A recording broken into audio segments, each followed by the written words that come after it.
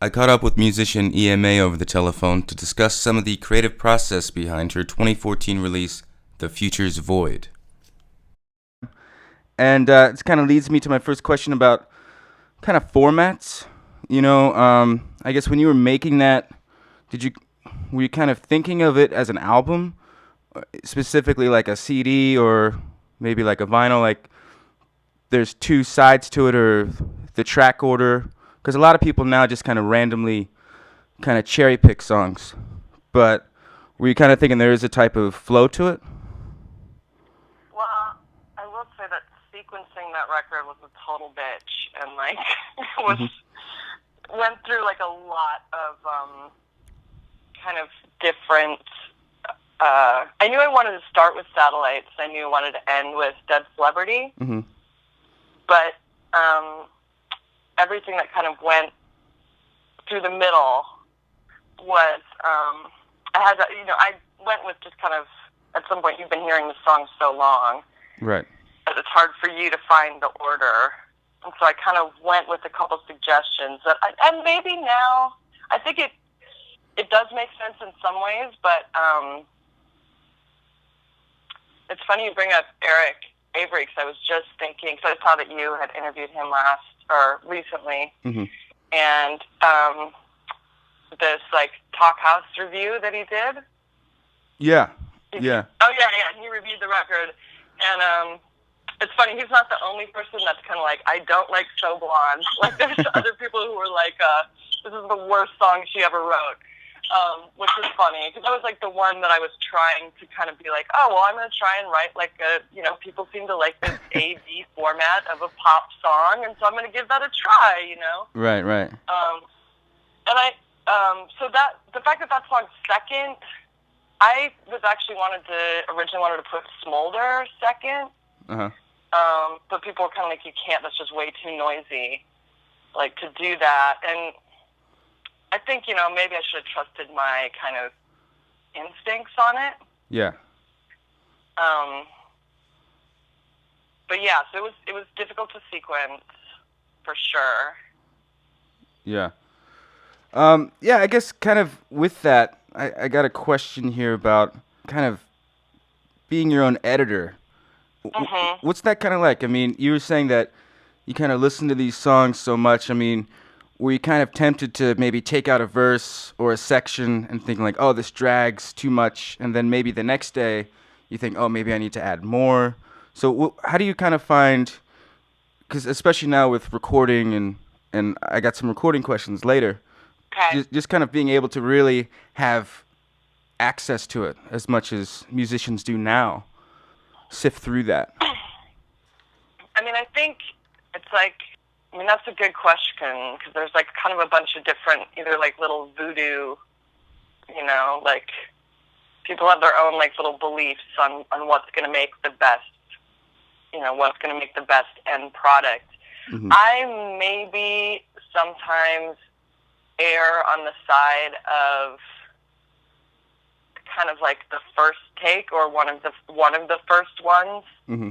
as being somehow the most true to the song's platonic form, if that makes any sense. Yeah. The form of the little the shadows on the wall or whatever. So, I record mostly myself, at home. Yeah, I kind of I'll do that a lot. I'll just kind of improvise something, and then, or have kind of a form down, and then I'll try and work with that take that I think just kind of has the best spirit Yeah. to it. Mm-hmm. And then sometimes, it's when you listen, and sometimes that really works, and then sometimes you're like, oh, after I practiced that with the band a bunch of times, that would have been tighter. Mm-hmm. But as far as vocals go, I mean, I think you can once you kind of know how a song goes too well, you can really overperform the vocals, I think. I think you can kind of accidentally, you're not necessarily, when you're first kind of writing something, you're in the emotional space of it, really heavily. And sometimes if you try and go back and capture that, or try and put yourself back in there, it's becomes like performative, I think, instead of just like evocative. Or I'll tend to try and keep those kind of takes that are flawed. Sometimes they're like a little slow, or sometimes they're like, the pitch is off, or I'll screw up a word, but I'm like, well, this just has it's the best representation of the true intention, I think. Kind of mentioned the band there. I saw you at the Troubadour. It's a great show. Thank you. Yeah, when you kind of write, from what I understand, you didn't have that big of a band your first go around in 2011, or am I mistaken in that? Yeah, I mean, that was mostly like, most of the songs I wrote, like, either pretty much by myself or, yeah, those are kind of like demos, or some of the stuff had a couple, like some of the members of my old band, gowns on it. So, those were songs that were maybe originally going to go on like a Gowns record or something. Yeah. So, sorry, go ahead. No, you go ahead. What do you... Yeah, well, no, I was just wondering if maybe when you were kind of writing, to my understanding, you didn't have a backing track or anything like that. Everybody was playing everything live. And if when you're kind of writing when you were writing Future's Void, were you kind of thinking ahead on, how would this sound live? Will we need like a tape player to play this part, or can I just maybe get somebody to do that, or how did that kind of factor into any of the writing or the arranging, or? Well, usually like you figure it out kind of later. And one of the things that was really kind of difficult for me, and maybe some of the kind of like angst that came out on the Future's Void, was like when I was going to like tour and have a band originally for Past Five Martyred Saints, it was going to be like my little sister playing. It was like a 3-piece. It wasn't, to me, I was like, I would think this is interesting, because the shows that I go to, were like shows that, like, when I lived in LA, it was like, like The Smell back when kind of like No Age and Meishi and all that stuff was going on, or noise bands. And then in Oakland, it was just kind of a lot of like experimental warehouse shows.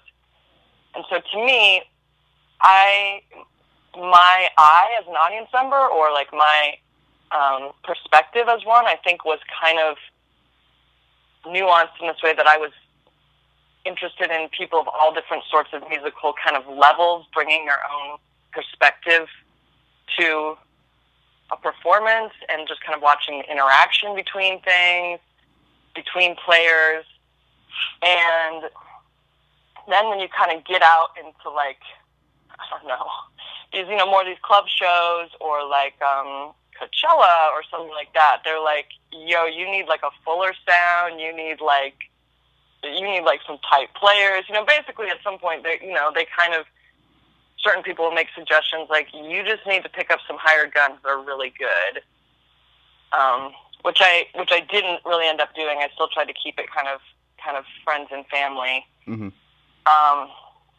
But that was hard for me to scale up like that. And like the old bands that I was in had more of kind of an improvisational aspect, maybe more of a punk aspect, and more of a recording disaster aspect, like a risk aspect.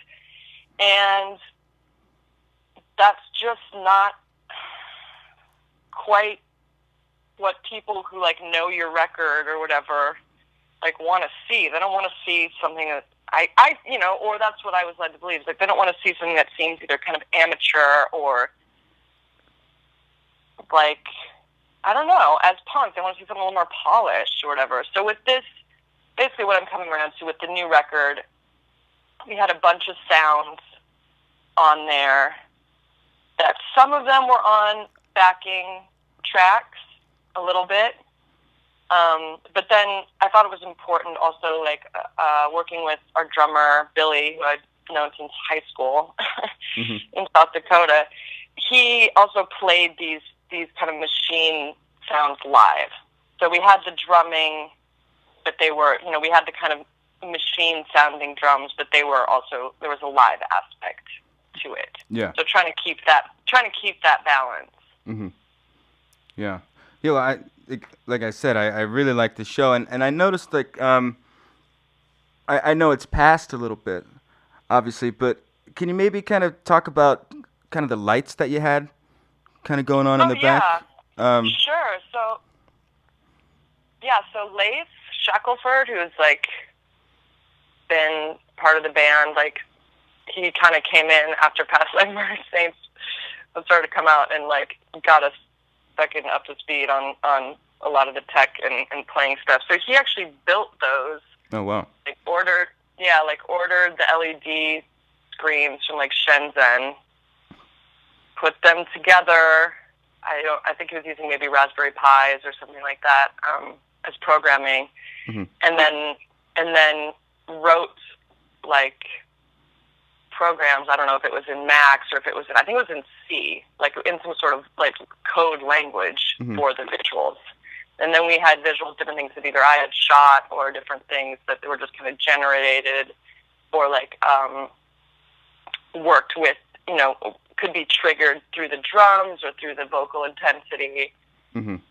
and stuff like that. But yeah, he built those.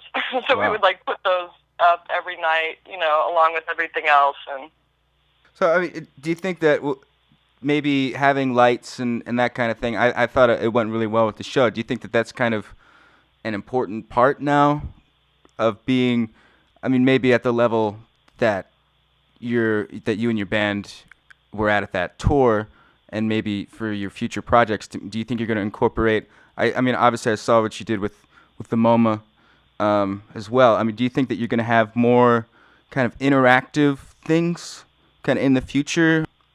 I'd like to have something that is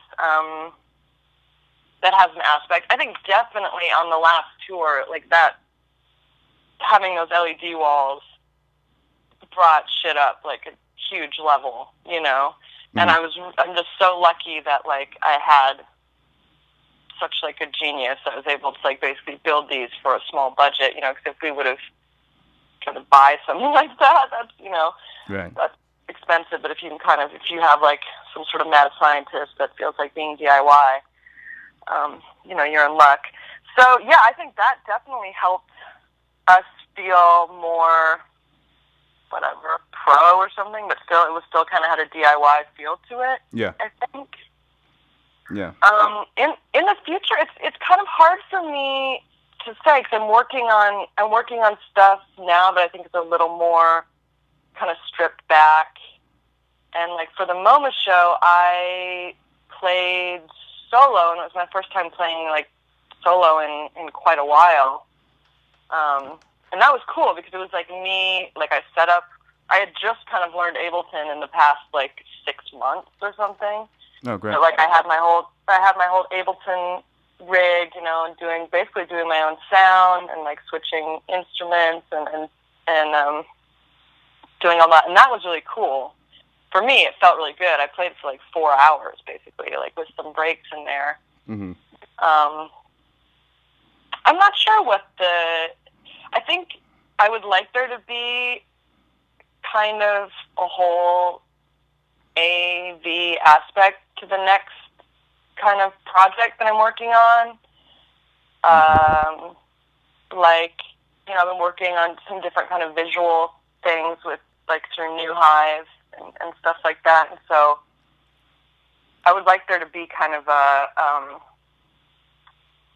more something that's a little artier, like with some installation. And it's hard. Like I like stuff like that. Like I would like to go see something that had like some video aspect and like almost like I don't know if a narrative aspect or something like that. But also there's people want to go and like you don't want to be boring, or people are like I want to see like a rock show or whatever. Right.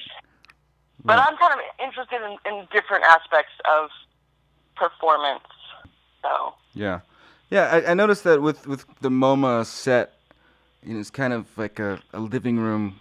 I mean, was that kind of a tongue-in-cheek thing, or was that, I just noticed like the bottles of alcohol and kind of things like that, and I tried to access what I could on the internet Yeah. before this, but I should probably put up an explanation of that at some point. But so that basically it's like that piece, has a virtual reality component to it. And so I'm kind of like sitting in this shitty living room ish, like in a like what's supposed to look kind of like a shitty apartment, with like some plants and like some kind of trash around and bottles and whatnot. And the programmer that I was working with, we got a picture of the couch because Merlin provided the couch. So we got a picture of the couch beforehand. We got a picture of the table, and he programmed those elements in there into the 3D VR space. Mm-hmm. And there's also an avatar of me that is tracked somewhat to my movements using Microsoft Connect. Mm-hmm. And so basically the people that are going, putting the Oculus Rift on and going into the VR, it starts out looking somewhat of a one-to-one of what's happening on stage. And then stuff kind of goes crazy from there, and it changes, and I turn into a snake man and, different things. Yeah, that sounds great. If I could just go back to maybe kind of the writing here. Mm-hmm. So, if I read into this too much, maybe just tell me to relax or something. But I was listening, like I said, I had only heard Futures Void on CD, and Drown wasn't there. So I recently, in a way, I think it has something maybe in common with Dead Celebrity to my idiot perception. But back to Drown, I mean, it sounds kind of like a club song gone awry. I remember when I was younger, I used to like drop acid and like go to a nightclub in Philadelphia, ironically, and just for an excuse to hate something, when you're like 20. But I mean, it kind of like reminded me of that. Like, it starts with this kind of spring breaky kind of thing, and then it just kind of morphs into this other thing and kind of more of an observation. And I was just kind of wondering, do you kind of have the idea first, and then just kind of chase down the idea, through with the music, or I guess, how do those songs really come about? But so Drown is kind of like, that's kind of more like a Leif track. Like he was going through, he makes electronic music, and that was just one that I like threw down some vocals on, and I really liked it, but it just like somehow, I don't know why it didn't really end up on the record. I guess maybe it just didn't seem at the time like it totally fit. That'd be more something for him to answer, is what his intentions are with that. Mm-hmm. But I feel like there's kind of like with something like Dead Celebrity and all this stuff, it's like there's kind of a lot. I try and make things somewhat, I don't want to say ironic, because ironic kind of implies like a lack of sentiment or a lack of or a cynicism. Yeah. But I do sometimes want to make things funny, and I think that or just makes things like kind of like so bewildering that like bemusing, I guess, or it's hard for me to figure out the word. Like So Blonde is supposed to be like kind of funny. I don't know if people, whatever. But Dead Celebrity just came, like, I don't know exactly where it came from, but I just sat down, played that riff, and then, like, wrote the lyrics. Yeah, no, and what's that? That just kind of came out. Yeah, no, I think it's definitely a great balance, and I think you pull it off on that, definitely. And, just what was that kind of like when you wrote it? Like, maybe did you know that you were writing something that, to my knowledge, hasn't really been commented on, and which is certainly true for other things, especially on Futures Void, other lyrical themes. But did you just was there ever any doubt? And if there was, what kind of just made you just kind of go through with it? Or did you just do it because that's what you felt the need to do? I think when you're doing something new, and I think doubt can be sometimes a good thing. That's kind of like a good, like when you're like, oh shit, am I really going to say this? Right. Like that's always kind of a good sign, because that means it's like you're on to either something new or you're on to something that isn't a cliche or something that's going to like try and get at a new sort of truth or try and get at truth in a different way or something. So yeah, a lot of the songs that I've written that I think end up being kind of the best, I'm like, oh shit, I can't like say that, or that's Right, like right. that can be a good thing. Yeah. Yeah, I guess just kind of going down to Neuromancer. And it kind of has a Latino beat to it. And Yeah. it kind of like reminded me of, I'm reluctant to say gentrification. I'm not writing some sociology paper here or anything like that, but it did kind of like remind me of like a gentrification thing, like maybe certain cultures kind of rubbing off or running into each other, and that kind of, with the beat specifically. Yeah, I know it is kind of like a reggaeton beat. Yeah. No, that's really interesting. I hadn't no one had put it in that term before, but that's a fascinating read on it. I mean, that actually came about because we have like a friend of mine is she's from Costa Rica. She's a Tico, and she was getting married down there, and so she's like, come to Costa Rica for a wedding, which was cool because it was like obviously an awesome place to go, but then it was really nice to be with people from there and experience it. Mm-hmm. And so then she like took us out and played, some different sorts of like music that she had grown up with, and in a really fun way. And I was just like, oh, this beat. So when I came back and I kind of, was like writing some stuff in my head, and I was like, hey Billy, can you play like a reggaeton beat? Oh, cool. And he's like, maybe. So then we just like basically once we started playing that, I found the synth right away, and then that was just another one of those like the words just start coming out really quickly, and that was definitely another moment where I was like, can I say this or not? Right. And it's like it's weird with that record. Sometimes I wonder if because at the time I felt like a lot of those themes hadn't totally been commented on a lot in that way, and sometimes I wonder if it would have come out even like a little bit later, like 6 months later, if like certain critics would have been a little more like prepared to put it in a context. Yeah. Yeah, and do you think that... Oh, sorry, go ahead. No, yeah, what were you going to say? Yeah, well, I was just kind of thinking about aesthetics and how things are going to age. And I was just kind of wondering what you think about your stuff. I mean, and when you're composing or writing or piecing together songs, do you think, this sounds just like something from 2013. Let me kind of fuck it up a little bit, maybe so it'll sound better in 2023. I mean, are you kind of thinking about that arc at all, or when you're doing it, or is it just kind of whatever sounds compelling to you, and kind of maybe, just kind of going with it from that end? Or because I think that, like I said, I've been listening to this for about a year, came out about a year ago, and I think it still kind of holds up. But granted, it's still not too far from that time. But it still sounds like really fresh, and I just think that this album is gonna always sound a little fresh because there is something really unique about the way you kind of blend things. And I was just kind of wondering where maybe just kind of the aesthetics of your tones are kind of coming from, and if that's something you're thinking about. I mean, I'm definitely always thinking about tone, Mm-hmm.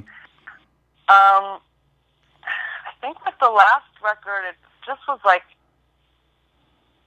it was like it's like the sophomore record. There's a lot of like kind of stuff. Let me see. There's a couple different ways I could I mean, I'll start by saying that, like, obviously, if you want to make a classic sounding record, you you can get your like guitar and your like piano or whatever. Right. But there also seems to be, and there is an aspect of that I think, like, as people are moving into the future, there's kind of like this. I felt like there was like this kind of nostalgic, like, I don't even know these bands, but like kind of like some like Civil War type fetishization of things, or I don't, you know what I'm talking about? I call them Civil War reenactors. So that's yeah. And that to me is this weird false. I don't know. That's a weird one to me. I don't know. I wanted to explore a bunch of different sounds. I can't tell how everything is going to age. I mean, definitely when you're topical, you make a lot more of a risk of things kind of not sounding classic, which is why a lot of people, there'll always be a place for like the new generation discovering like the 1-4-5 chords on a guitar and like a baby, baby, baby lyric or whatever. Like they'll always be there. But if you're kind of like interested in like contemporary art or like politics or criticism or whatever, it's that you maybe are going to have a risk of things being a little bit more timely. And then the other thing that I wanted to say is with that record, I wanted to kind of reimagine like a future aesthetic, because I feel like in some ways, a lot of our future aesthetics, like our idea of what the future is going to look and sound like, are like also kind of dated. There's like different waves of it. There's like 60s futurism and there's like 80s futurism, Yeah. And to me, like a song like Neuromancer, where I'm like, okay, this is a song that obviously is made out of like synthetic parts, but the humans are still playing the parts. Like, why couldn't punk from the future sound like this instead of, something more like techno, minimal techno type of thing. So I was kind of like trying to almost imagine like an alternate cyberpunk future or whatever. Kind of bringing in some of that influence. What were kind of your influences on this? Not just from maybe what you were seeing, but just kind of some of the art and music and literature that you were kind of absorbing during this time. Yeah, I mean, obviously there was a lot of like personal things that went into it, but maybe were kind of filtered through different lenses. I was reading a lot of sci-fi. Just kind of different. I'm a huge, just kind of voracious reader, and I'll kind of read anything. And that's basically how I read like Neuromancer and those books, is like just like picked them up and like I didn't know what they were. It's like some like like a nerd ex-boyfriend and like left them in the car or something. So I picked up Mona Lisa Overdrive and like read it. I was like, this is awesome. So there was definitely like a kind of a sci-fi aspect. There's also like a bit of fascination of kind of like Eastern Europe and like former Soviet bloc stuff that I was thinking about, like this author Herta Müller, and like her book of poetry, Nadirs. I read a book on this really great book called Bury Me Standing, which is like a nonfiction book about the Rom people, or like what people call gypsies, And so some of the history and stuff with that, and that kind of went, and that has its own like kind of futurism as well. Right. Like there's kind of like this tying together of the idea of like Soviet space exploration, and that like the kind of there's like a Cold War aesthetic in a way, and like a narrative yeah, like when I was writing satellites or whatever, like that just kind of came. I had the sound, but I knew that I wanted, but I didn't know what I was going to say. And so, then I was writing open the satellites. Okay, like what does that mean? And then to me, I felt like, okay, this is what like being, sometimes if you're feeling like lost and crazy on the internet, it feels like you're like alone in the middle of space. Yeah. I didn't really realize that there was also this double meaning. So I just like Googled Soviet satellites, and then obviously, there's this meaning with like the countries and like all these places, that were like these somewhat either Soviet, like kind of like puppet states, and like what was that life like there, and this idea of kind of like trying to ensure equality through surveillance and like all this stuff, and it was just kind of like a feeling. Yeah.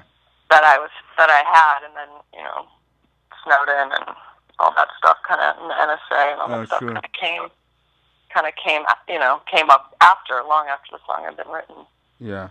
And so, do you think that maybe you were kind of informed of a potential future from reading these histories of certain countries and stuff like that?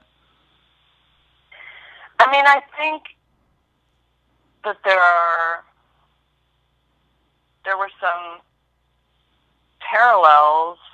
Yeah, I mean, I think there's a ton of sci-fi, especially like older stuff, like maybe like they read in like old sci-fi like little magazines or like quarterlies or whatever they are. Mm-hmm. Will have to do with like the Soviet, the space race, because it's kind of like you have this huge, like these two huge ideologies, capitalism and like communism, that are like they're like in a worldwide battle for like global dominance, and a lot of sci-fi is about these different sorts of imagining different sorts of governance or future or societies, so they're kind of like tied together, I think, to me in a way.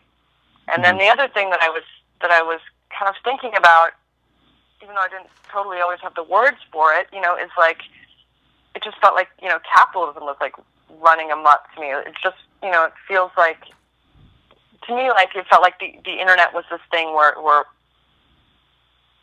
at some point everyone was being kind of encouraged to think of themselves as a commodity or as a brand, and to brand themselves and to back it up with numbers, and so I think like, and either a way of critiquing that or a way of putting that into words of what I was feeling on an emotional level was kind of thinking about it in terms of like capitalism, and then also thinking of it, and then capitalism kind of taking on like the twin side of it with surveillance, which is like thought of to be like a very like communist thing, but it's happening more now through like corporations than it was even through our government.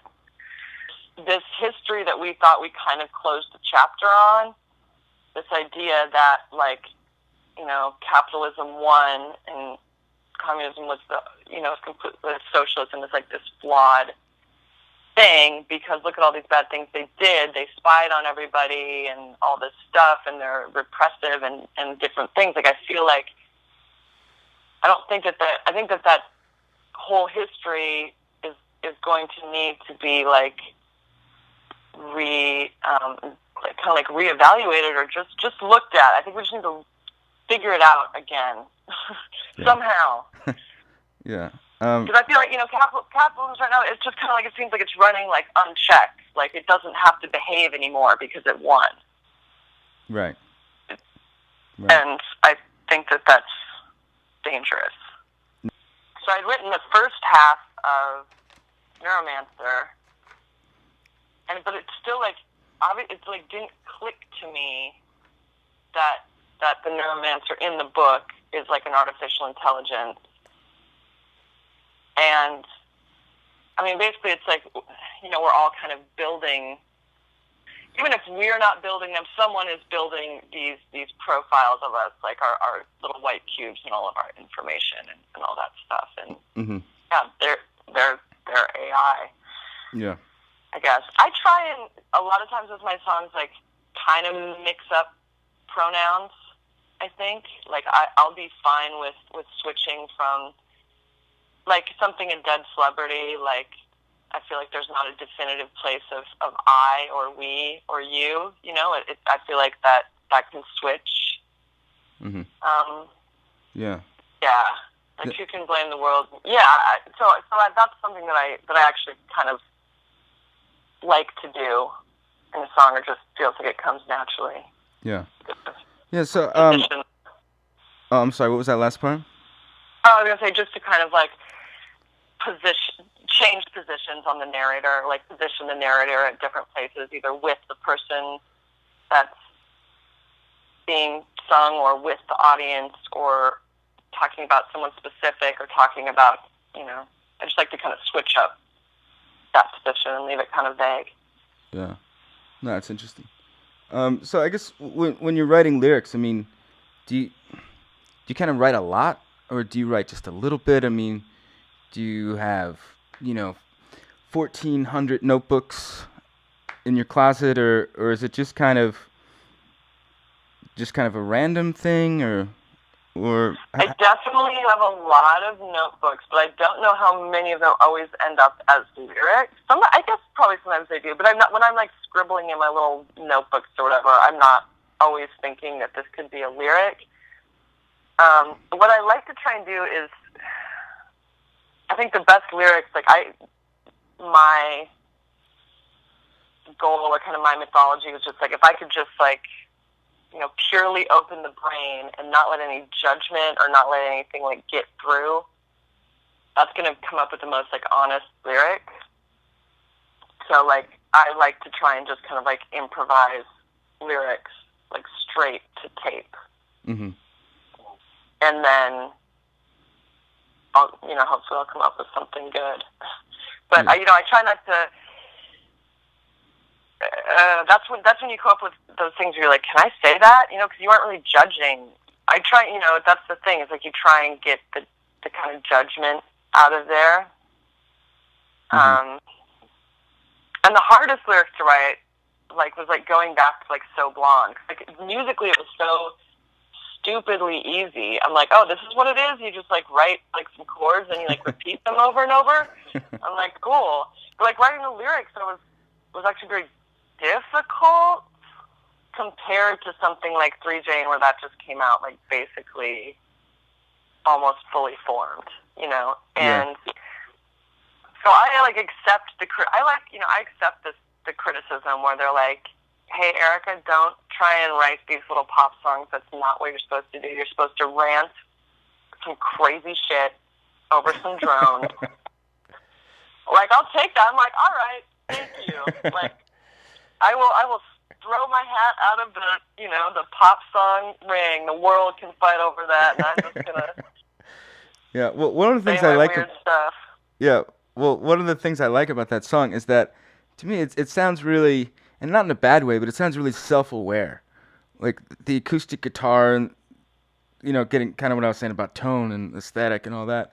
But yeah, it just seems kind of like an obvious kind of thing with that. And was that kind of so that was the intention there.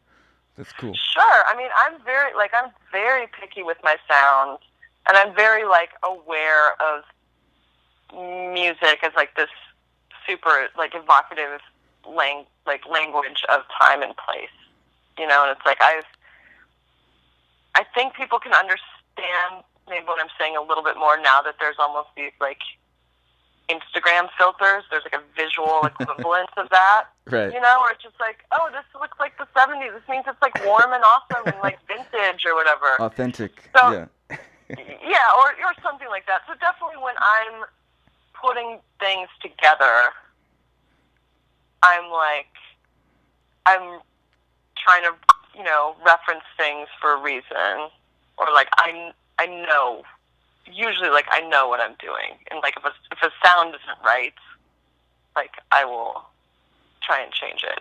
I'll fuck with it until I'm like, no, this isn't saying the right thing. This isn't communicating the right, the right message aesthetically.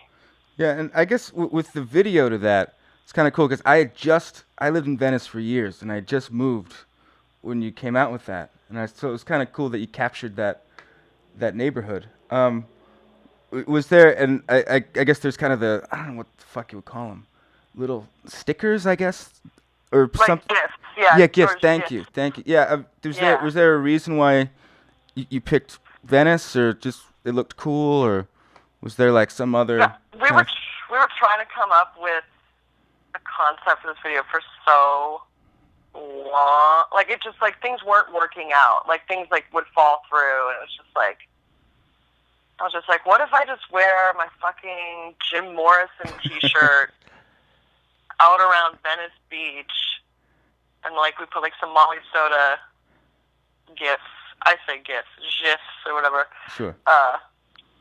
Around there, and I think so. That's I'm kind of getting interested in things that do have like this visual art or like this different.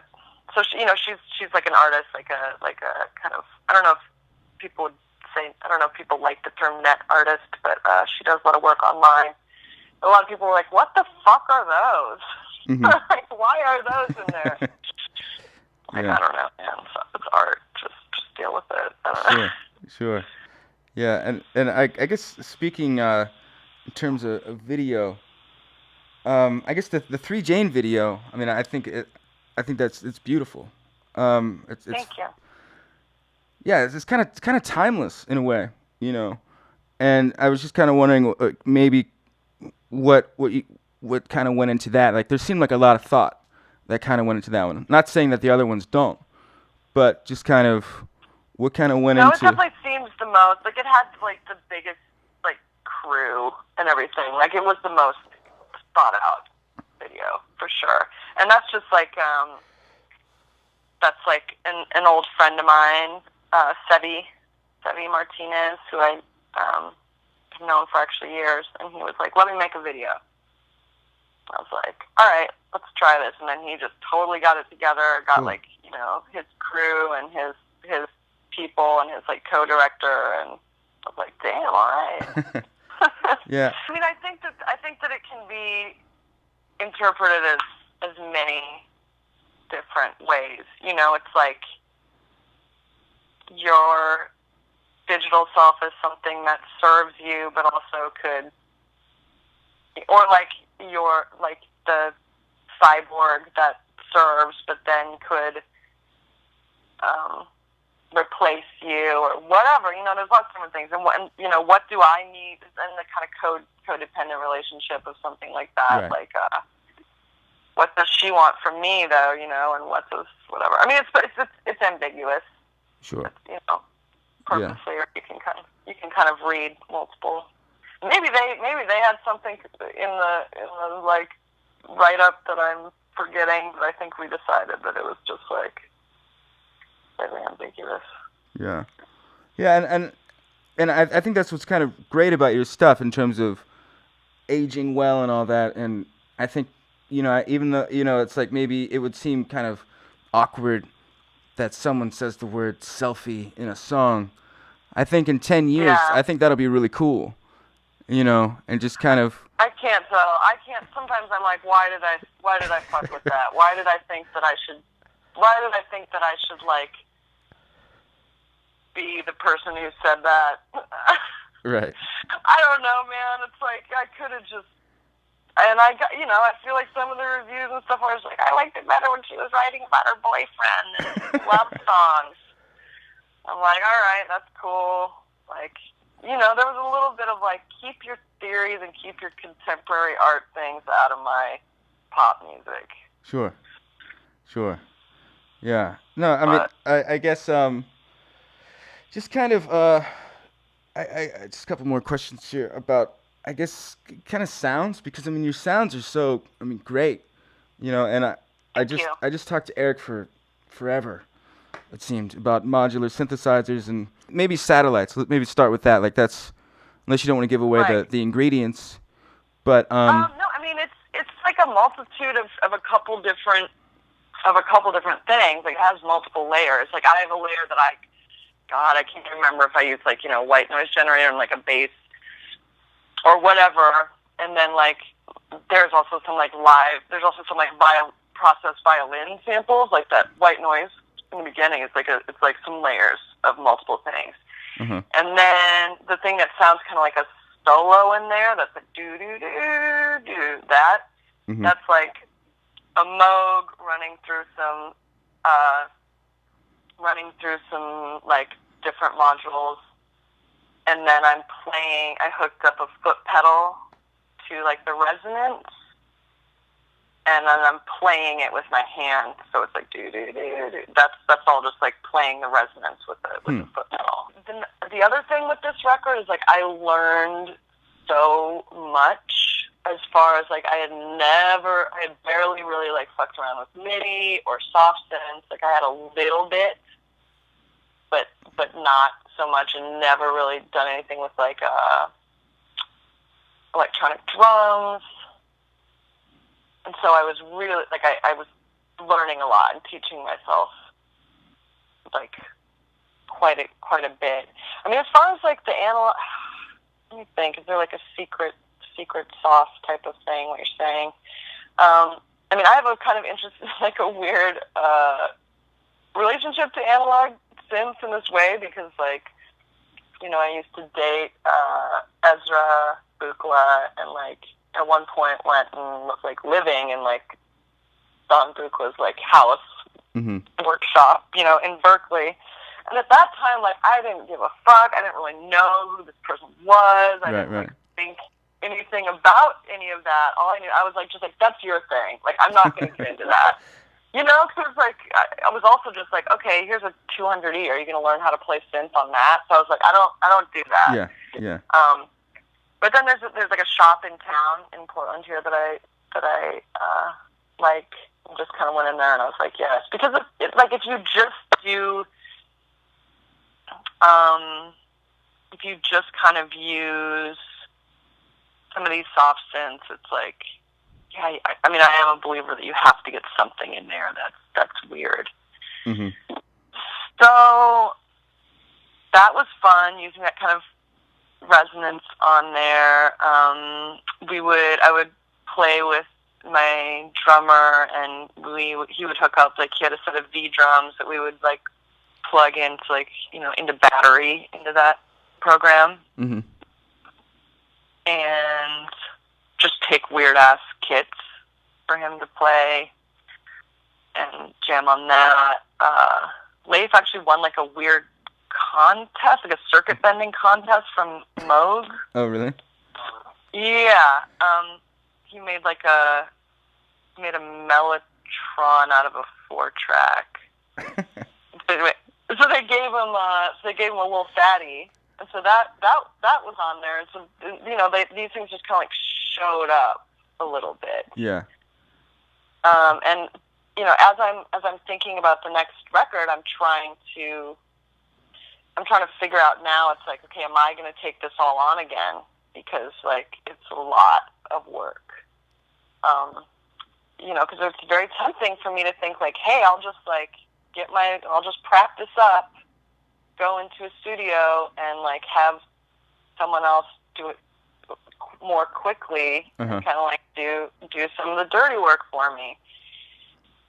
Yeah. But I don't know. I can't tell, because I'm, like, I don't know, man. I don't want to lose that special weird thing that sometimes happens when I don't really know what I'm doing and just kind of naively groping and coming up with shit. Yeah. It's a hard one to know. Gotta put different sorts of. I mean, it's difficult. Like, I'm working now. It's so easy once you learn how easy it is to, like, take MIDI, plug your tempo in, and, like, set up a song like that, like, move your parts around and get all your drums on this and, like, do it all, like, in the computer. Once you know how easy that is, you know, it's really tempting to try and write everything like that, and just, I don't know. So, I'm constantly having these, like, basically, you know, the old kind of, for me, like, the old, like, kind of gear / like, spiritual correct crisis used to be, you know, kind of like this analog versus digital thing. And then on the last record, it was about the grid. Right. Because you know, I'm playing with the drummer who's like, can we please just get a tap tempo? Can we, this will be so much easier if you move everything onto a grid. And most music that you hear these days is on a grid, for sure. And I was having this thing where it's like, no, I just don't believe that that's like, you know, I don't know. I was like, no, that's you can't, I don't know. But that was my next like kind of like crisis. And so half the songs on the last record are on a grid and half the songs aren't.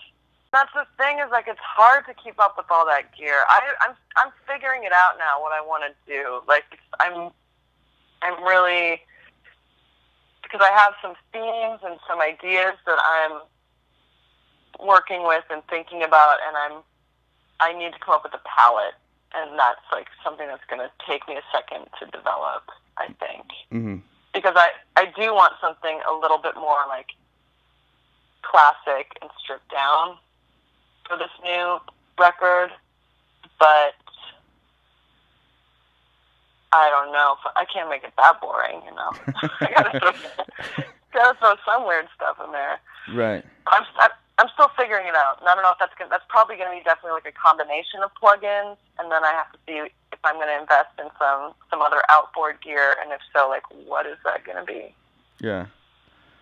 Yeah. I mean, so it's just, so I guess with analog and digital, so it's just kind of whatever works, or whatever maybe just does what or feels right, you know, I guess. Yeah. Yeah. Yeah, like I don't have like I try not to have like a complete dogma that I like bring into things. Like just things will reveal themselves as kind of either issues or quandaries or things. Yeah. For me, like I said, like the grid. Yeah. Because the thing is, like you can think that something sounds really cool and really good, you know, on your little headphones, something that you made that's like super fucked up. You know, someone's gonna be like, your phase is off. You're like, I don't care, I like it. But then you do hear it somewhere else, and you're like, oh shit, that's why. Right.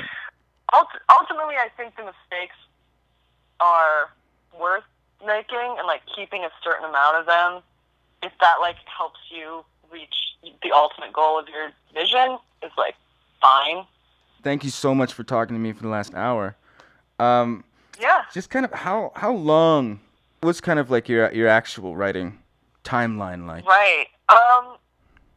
You know, it's so, I think like ideally you're just kind of like living some sort of magical life and like having like certain experiences that then like will crystallize themselves into perfect poetry type of thing. But that's like not really the easiest thing to curate, you know. I don't know. I think that's for any artist. That's such a hard question. That's something that I still grapple with every day. It's like, do I go down to the studio every day? It's like you can make a bunch of shit if you do. You know, it's like the same thing with like writing a novel. I think it's like people, if they're writers, they say I have to go down there between this time and do this thing. But it's like it's really easy to go to devote if you think that hours put in like equals good output. It's like that's mistaken, you know. It's like you're gonna end up like going down the wrong path, or you're gonna end up like chasing something when it's like sometimes you just need to get up and walk away. Yeah. It's just, you know, and it's just not right. So it's but then, you know, everyone looks at you like they're like, what, you sleep till noon and then you just kind of whatever, like you're a bum, you know. You're like, I know, but I have to like so I don't know, that's something that I think about all the time, you know, and I think the answer is just something like if you can get into whatever that place is that's like kind of engaged but kind of spaced out. Yeah. I think it works. I mean, I think sometimes the best things that'll happen, you know, if I'll just kind of like have some sort of like freedom, let my mind kind of wander. But if you let that happen too much, you won't necessarily get it down. Like you won't be near a microphone when that's going on. So And do you think I don't know, man. environments kind of, I mean, do you write differently maybe in your living room than you do in the studio? I mean, or maybe you rent a house in I Reno would, or something like that. yeah, You know? I would like to do a little more of that. Because the last record was like trying to make stuff work in this kind of like basement studio that is really not very nice. It was not very nice. Uh-huh. So I think in some ways that like trying to plow through it, like trying to make it work, vibe came through a little bit. And I'd like this one to be a little bit more like lackadaisical. So yeah, I'm thinking about that. Like I've never really even had a studio outside of the house, and you know, I've never really like gone into the studio like to record. Yeah. But yeah, I think it does, and I need to figure that out. Like I was just down in LA for a while, and I would be cool if I could spend some time down there writing, because I think the themes that I'm thinking about and the space I'm envisioning isn't quite this Portland thing that I've got this like weird little Portland apartment that I have. Yeah. It's not quite correct. Yeah. You know, and your music just seems so like it doesn't feel like it was made in a studio. Like when I listen to it, I don't think, this is okay. Like the engineer's there, the interns there getting Gatorades. You know, like it doesn't have that kind of vibe to it. But the one place I was thinking of checking out is, I mean, I have like this sort of, romantic fascination with Dub Narcotic up in Olympia, like the K Records stuff. Like they've just done a lot. They did like Beck's One Foot in the Grave was one of the first ones there, and they just kind of have. I feel like that could be a good vibe. Like if maybe like Calvin Johnson came in and was like, "Hey, let me help you with this." That might be cool. Mm-hmm. But I might just. I mean, it's very possible I'll just end up doing most of it like myself again and trying to just grapple it together and figure it out. Yeah, well, I'll have to check out that. What's Dub Narcotic? Is that a band or? Yeah, Dub Narcotic. Yeah, I mean, just like they've just done like a lot of the K Records stuff, like early beat happen. Like I don't think it's so much about. It's just kind of like you seem like there could be like a good vibe there. Okay. Or things like this. Yeah.